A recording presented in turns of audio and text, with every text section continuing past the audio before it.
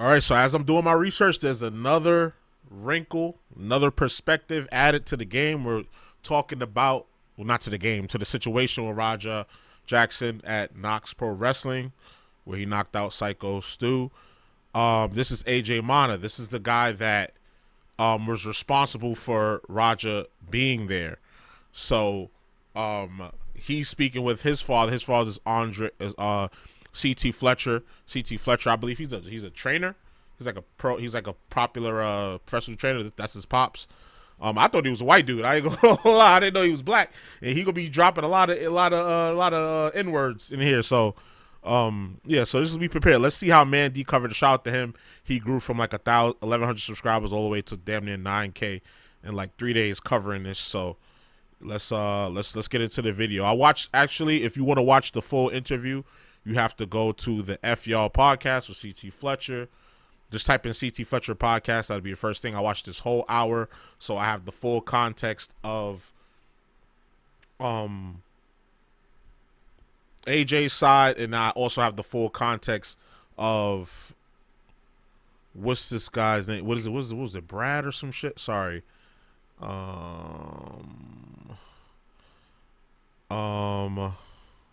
Doug Malo. Doug, the guy who jumped in. Sorry, I had a brain fart there. So let's see what's going on. That's a receipt, bitch. That's all the fuck I told Roger to do. The only thing I told Roger to do was give him a fucking receipt because that's what the promoter wanted to do, to fucking be done. This storyline, and then the shit gets out of hand, and you not. Watch the video. Who told Roger to throw the punch? Watch the fucking video. Here. I'll give you a hint. You ready? And I quote. Get in there and fuck that motherfucker up. I'm gonna have you run in and fuck that motherfucker up in the mat. You ready for that? Yeah. Did that come out of my mouth? No. Yeah. Came out of the That's Black Pearl. That's one of the. I think he's one of the founders of Knox Pro. The president and the owner president and owner was on the right. So it's the Samoan family. You know, Rikishi also owns it. Like Rikishi was nowhere to be found, but that's his family and shit. Black Pearl's the guy who told him go fuck him up. Owner's mouth. Fuck you. What, I'm supposed to kayfabe this shit to protect them? Fuck you. Y'all niggas watching me burn. Y'all told me to shut up and not say nothing just so I can fucking get buried. Fuck y'all. For those of you who don't know, kayfabe is, keeping the secrets of the business. That has long been diminished, I'll say, by a significant amount, because you now have a WWE show where they take you behind the scenes. That's breaking kayfabe if I've ever seen it. And now with the advent of social media and wrestlers filming themselves while they're not wrestling and putting, and things of that nature and doing interviews and podcasts, kayfabe is no longer. It is a thing, but it's not a thing. No, I ain't shutting up about nothing. I'm telling the whole fucking truth, like it or not. And if you don't like it, pull up, bitch. I ain't got nothing to lose. Pull up, motherfucker. The one point that I really want to overemphasize is that he knew beforehand that Raja was not a worker. He was not a worker. He knew that beforehand. But if you just look at the video, it looks like, oh, I didn't know. I'm sorry, I didn't know. But from somebody that was there, that's not the truth. In there. Don't have your girlfriend in there. Don't have your nieces and your nephews and shit in there. They did. But let me bring somebody in that's there for business. That don't really look like everybody else that was in there. Or we got a problem. Yeah. That part. Let's get straight into it. So an AJ Mana interview came out the other day, and he is leaving nothing unsaid. He's giving an entire retelling of his events from his point of view and exposing anybody that he can. Hello. Yeah. What is alcohol? I mean, yeah, they said they kicked him out the group chat and all this other shit. So yeah, he's just blowing the whole operation up. He talked about, how they drinking at the show. Obviously, he got hit with the beer can. He said the prop can, that was not a prop can, that was a real can. That's been debated online. Some people that was there are saying that it was not a prop can that he hit him with. He really hit him with a can. He mentioned in the full interview that before the cameras was rolling, he introduced Roger to everybody and they knew, and he knew that he was not a worker. So I don't know. So it's a lot of he say she say between what him and the other guy said, Brad, I forget his name. It's a lot of he say she say. Locker room. Why are we getting intoxicated before the fucking show? Yeah, that's unprofessional. Every fucking show for 6 years. And tell me if I'm lying, motherfucker, because I did it with you. Yep. Yeah, that part. You want to bury me? You're all coming down with me. I'm that motherfucker.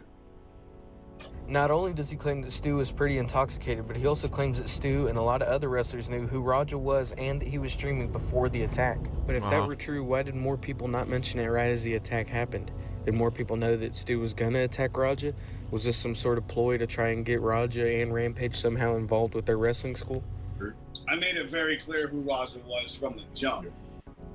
In fact, I introduced Raja before he even fucking walked up into that general vicinity. Mm-hmm.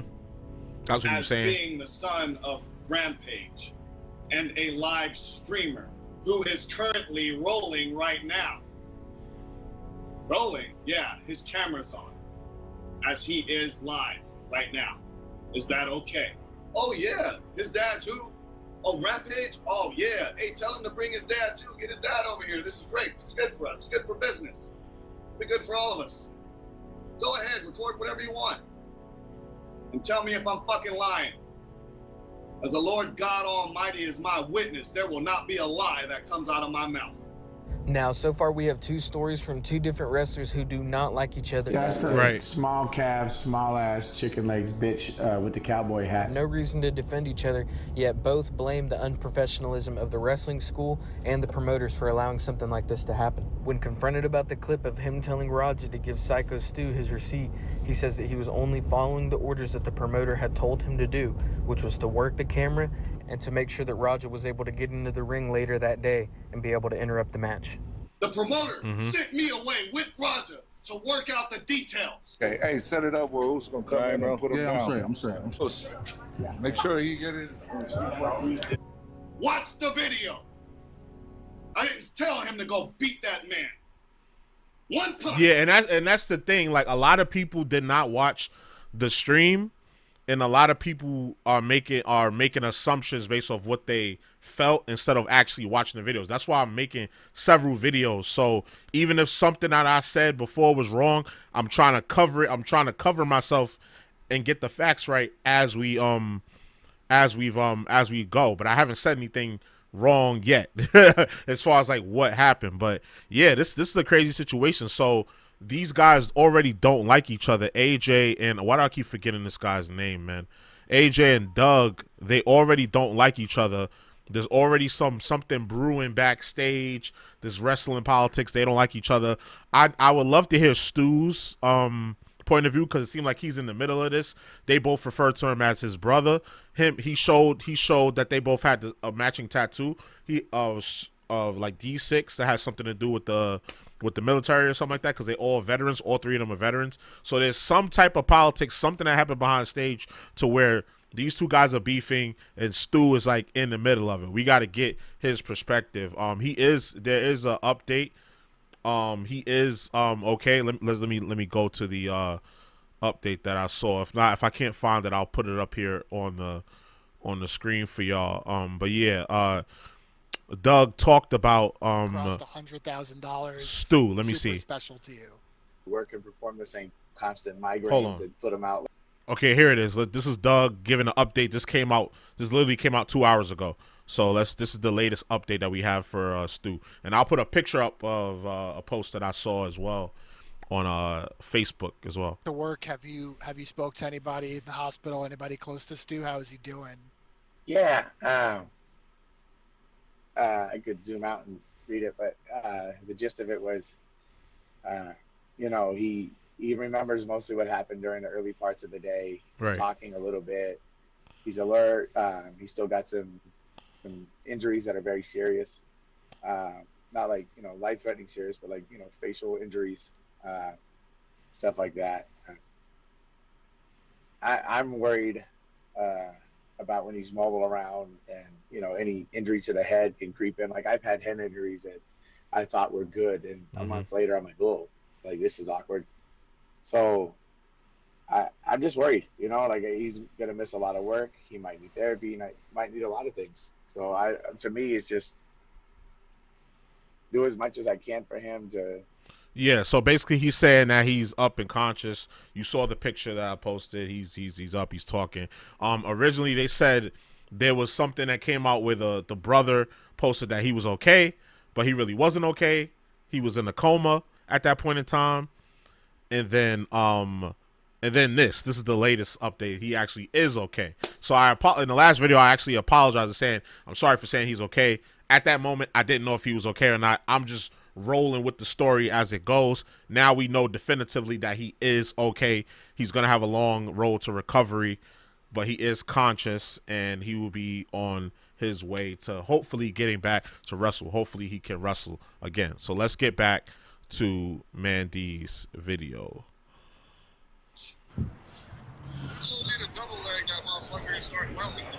Now, I don't want to jump the gun because I know more and more about this story is going to get exposed as the days goes on, but this would answer so much questions about why that group chat is not working with the proper authorities, why they were told to not work with the proper authorities, and I covered that in the last video. Or who they're protecting. And then up walks someone. Well, don't worry about them. You know who I am?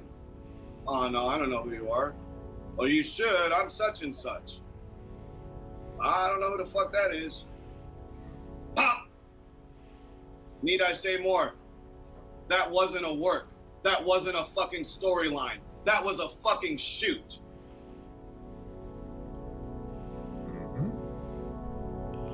For those that are offended at the fact that I just told the truth, fuck you. Because now my fucking life is ruined over your lies. So fuck you. Before you tell your story, before we went live, you were talking to, I mean, if you're okay talking about it, just how this has impacted your life, your personal life. I got a call from my he lost his job. The TMZ video. You're an accessory to an attempted murder. We gotta let you go. I can't fucking wrestle anymore.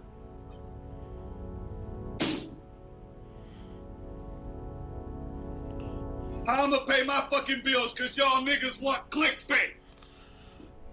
Now, he was saying nigga the whole time, and apparently that's his dad. We also, CT Fletcher, we know that's the black man. And he's black, so I guess he's like black and like Samoan or whatever, because he was mentioning something later on in the video, in the full interview, about how somebody told him keep that, it was a Samoan term he used, Moali, something like that, and it's called like black thing, so it's a derogatory term for black people. It was like, don't bring that person in there. So it's basically like calling them a nigga. So he was calling that out too. Again, it's a lot of he say, she say, so we don't really know the full story. It's one side, it's the other side, and somewhere in the middle is the truth. We need to get Psycho Stu's reaction to see where he stands, to see how he feels about AJ, and to see how he feels about Brad. I don't know why I keep calling him Brad. Is it Brad? I'm sorry. Douglas. I keep calling him Brad for some reason. Douglas. So let's continue the video.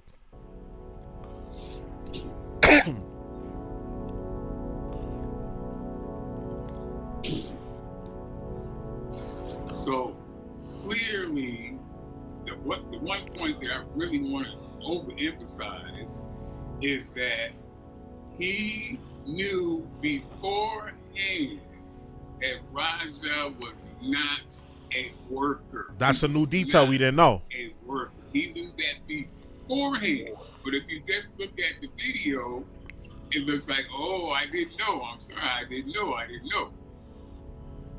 But from somebody that was there, that's not the truth. Yep, and that's the hearing that side of the story is the part that I really have an issue with now. Go ahead. You can see in the video where the promoter goes, "Wow, well, you know what? We're so sorry," and they're trying to work the shit out of Raj.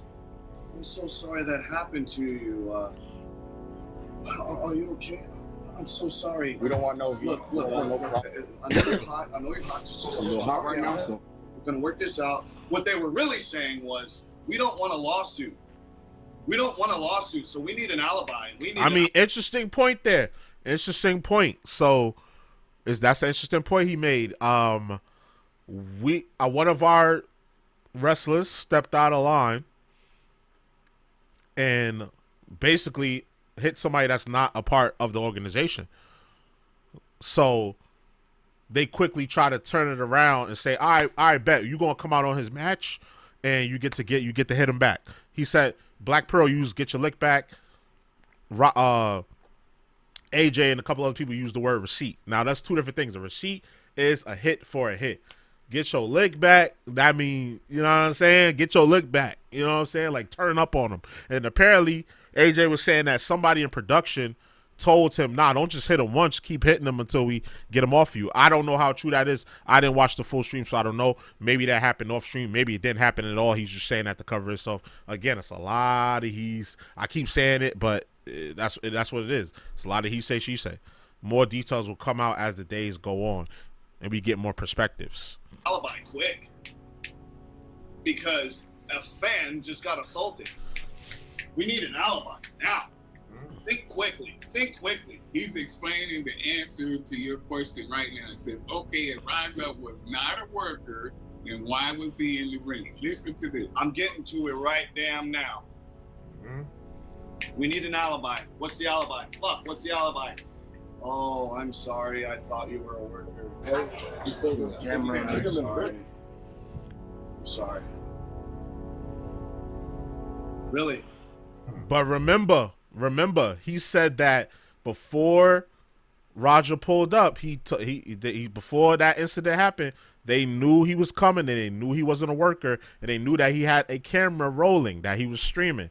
That's what AJ is claiming. That's what he's claiming. So that was basically everything that I wanted to talk about involving this interview. If you want to go watch the rest of his retelling of the events, it's with the FDL podcast with CT Fletcher. Yeah, go watch that for full context. And I'm going to put a link to the video in the comments. And thank you guys for watching. See ya. This is what happened, Chad. He went to a pro wrestling event with his coach. Those pro wrestlers, they be just as crazy as MMA guys. Well, AJ said that he wasn't in the full interview. If you watch the full interview, AJ said, "I'm not his coach." He said they was friends. They knew each other since they was kids. Him and Roger. So I don't know how true that coaching thing is. And he's not a promoter either. He was just talent. He was just a register. He was just a wrestler. He said that in the video as well. AJ. So just to clear that up. Right. The pro wrestling guy don't know my son. And he hit him over the head with like a can or beer can or a bottle or something. And my son didn't know it didn't know it was coming. Didn't know. They didn't tell my son.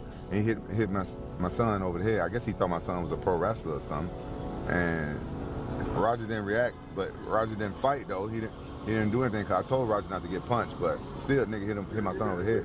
And then he asked my son, "You ain't gonna sell it?" You gonna sell it? When yeah, he did say that. Sell is like, cause that shit fake. MMA, we do real shit. And he said, that didn't compute to him. He does follow. He said AJ also mentioned in the full interview. This is why I said it's important to watch the full interview, that Roger had been following his whole wrestling career. But following somebody's wrestling career and understanding the nuances and the psychology of wrestling is two different things. He didn't know what was going on. He was ready to fuck him up. And he even said later on, there was like, the chat was like, why you ain't do nothing back then? You a fake crash out. He was like, if I would have fucked them up there, they wouldn't have let me back in. They would have kicked me out, and then I would have been no stream today. So he really was ready to pop on him right there. Luckily, they able to de-escalate. And then later on, you see he did basically the attempted murder. He had no idea of match psychology and wrestling psychology and the politics that go along with it. That's no excuse for what he did. I'm not excusing what he did. Don't come in my comments saying I'm excusing what he did. He needs to face some types of consequences, but this was a complete failure on all parts. Stu fucked up, Black Pearl fucked up, AJ kind of fucked up a little bit, but most of the blame is on Roger. Let's be for real. He's the reason why we're having this talk. If they just did a little shoot where he was giving him work punches, it would have went viral. Yo, Roger Jackson appealed in wrestling. Bob, and it would have been lit. But he damn near killed the man. So that's why we talking about it in this light. So when you don't sell, it make the other pro wrestler look bad, like he weak or something. But my son, he don't know nothing about that shit. So this motherfucker that hit my son is stupid. So in order for me not to it was stupid. It was definitely stupid. I got to talk to his coach. Yeah, Roger wasn't aware. Roger didn't know what was going on. He just thought he was going and talking to those dudes. That's some fucked up ass shit, man. These motherfuckers playing, they fuck with my son. They playing with my motherfucking DNA. They playing with my motherfucking name. I'm the only motherfucker that can fuck with my son. Nobody else on this fucking planet better fuck with my motherfucking son. Now, he's safe. He told me he's safe. But I saw exactly what happened from that clip. That W. Cal Cocktails was sending that clip so fast. Yeah, so that very rough situation. All right, so this is AJ Mana. This is the guy that was responsible for bringing Raja to the event so that he could do his live stream. He's claiming that they knew Raja was not a worker. He came over and said, hey, I got this guy coming in. He's not a worker. He said to do the live stream to promote the business. He's Rampage Jackson's son. And they was like, yeah, bring him in. So he brings him in. That incident with Stu happens. And then he explained to them that, listen, this is not a work. I don't know why he had to explain it to him again. If he explained it to him before, like, hey, he's not a wrestler, so he doesn't understand the psychology. He doesn't understand that this is a work. So, but that's what happened. It's a lot of he say, she say, but both guys, the guy who broke the fight up in the ring, Douglas, and then this guy, they're both saying that the promotion is mostly at fault, and I think that is true. And Roger. So it's mostly Roger's fault. Yeah, it's mostly his fault. He's the one that actually assaulted him. If he didn't assault him, if he just gave him some work punches, gave him a less stiff of a slam, then we wouldn't be talking about it like that. I really think that they should have taught him, like, hey, man, like, don't go 100 miles per hour on him. We know you're a real fighter.